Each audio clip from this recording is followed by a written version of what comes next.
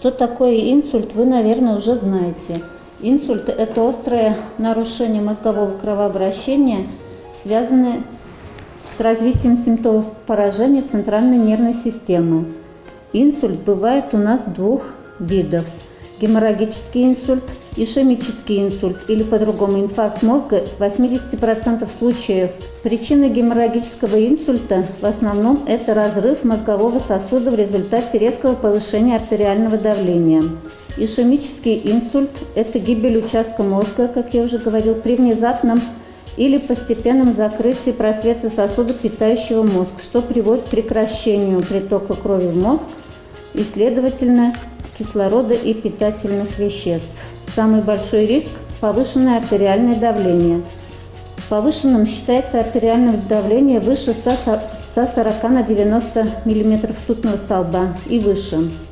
Курение – это очень большой риск развития инсульта. Злоупотребление алкоголем, мерцательная аритмия и другие заболевания сердца – это нарушение ритма сердца. Еще к факторам риска относятся сахарный диабет, избыточный вес, отсутствие физической активности, нарушение питания и стрессы. Курение увеличивает риск инсульта вдвое. У курильщиков больше осложнений после инсульта и больше бывает у них повторные инсульты. Поэтому желательно полностью отказаться от курения. Алкоголь, сами знаете, злоупотребление алкогольными напитками ведет к возрастанию инсульта в 3 раза. Гипохолестеринемия – это повышение холестерина выше 5 ммоль на литр. Это непрямой фактор развития инсульта. Повышенный холестерин приводит к развитию атеросклероза, ишемической болезни сердца, возникновению атеросклеротической бляшки, которая может закрыть просвет сосуда. Неконтролируемые факторы риска – это возраст, который мы изменить не можем, пол, который тоже не можем изменить, и наследственность. С возрастом увеличивается риск развития инсульта. 1/3 перенесших инсульт составляют люди в возрасте от 20 до 60 лет. Основные признаки инсульта, если вы заметили какое-то странность в поведении человека, своих близких, родственников, друзей, надо с ним выполнить 4 несложных действия. Например, попросить улыбнуться. Когда человек улыбается, при инсульте у него перекос на одну сторону, асимметрия лица. Сказать простую фразу, например, «на улице дождь». Нарушение речи, вот человек не может сказать или вообще ничего не может сказать, или что-то бормочет невнятно, непонятно. Это один из признаков инсульта. Высунуть язык. При инсульте язык смещается в ту или иную сторону в зависимости от локализации инсульта.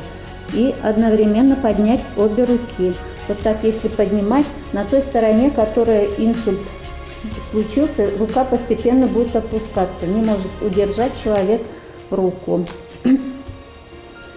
И, конечно же, вы знаете, что при таких симптомах обязательно срочно вызвать скорую помощь.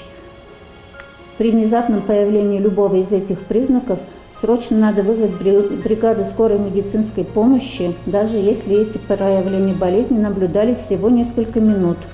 Потому что инсульт может быть и приходящий, который раз и прошел на этот раз, но его надо лечить, чтобы он не повторялся. Надо вызвать скорую помощь и обязательно доставить, в нашем случае, тут в приемный покой сосудистого отделения, чтобы провели обследование и лечение, и госпитализировать обязательно.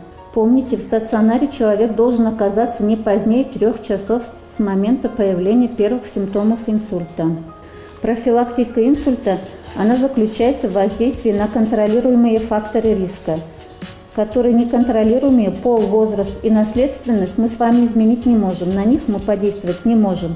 Нам нужно подействовать на контролируемые, например, такие, как повышенное артериальное давление. Повышенным давлением считается давление 140 на 90 и выше, как я вам уже говорила. Надо обязательно контролировать артериальное давление приемом антигипертензивных лекарственных препаратов от давления. Чтобы лечение было эффективным, обязательно Людям, у которых имеется гипертоническая болезнь, обязательно иметь дома тонометр и измерять артериальное давление. Минимум 2 раза в день, утром и вечером, и записывать в дневнике, какие у вас цифры. Потом при обращении к врачу показать эти цифры и вместе решить, какие таблетки вам лучше всего помогают. Повышение уровня холестерина в крови, я уже рассказывала, это приводит к формированию бляшки. Бляшка, она откладывается на внутренней стенке сосудов, которая постепенно перекрывается.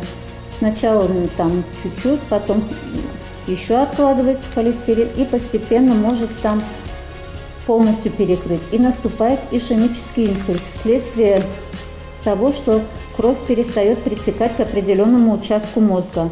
Избыточный вес у нас тоже сильно влияет, опосредованно.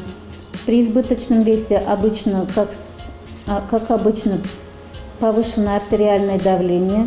Снижение массы тела хотя бы на 1 кг уже приводит к снижению артериального давления на 2 мм. Чтобы избыточный вес снизить, надо снизить общую калорийность рациона, не больше 2200 калорий. Из них углеводов 300 грамм, 90 грамм белка и 70 грамм жира. Окружность талии у мужчин не должно быть больше 94 сантиметров. Если больше, это уже считается избыточным весом. У женщин не больше 80 сантиметров. Окружность талии, измеренная лентой. Необходимы регулярные физические нагрузки. Они такие, как в огороде поработали сильно, потом отдохнули. Не такие. Должна быть нагрузка регулярная, ходьба, гимнастика и так далее. И по 30-40 минут, не менее 4 раз в неделю в комфортном для вас темпе, не спеша. Ходьба в обычном темпе и гимнастика.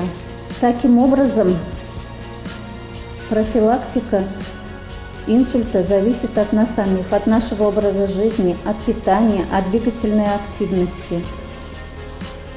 Надо обратить на себя внимание, контролировать артериальное давление, уровень сахара в крови, уровень холестерина, чтобы не было у нас таких осложнений, как инсульт.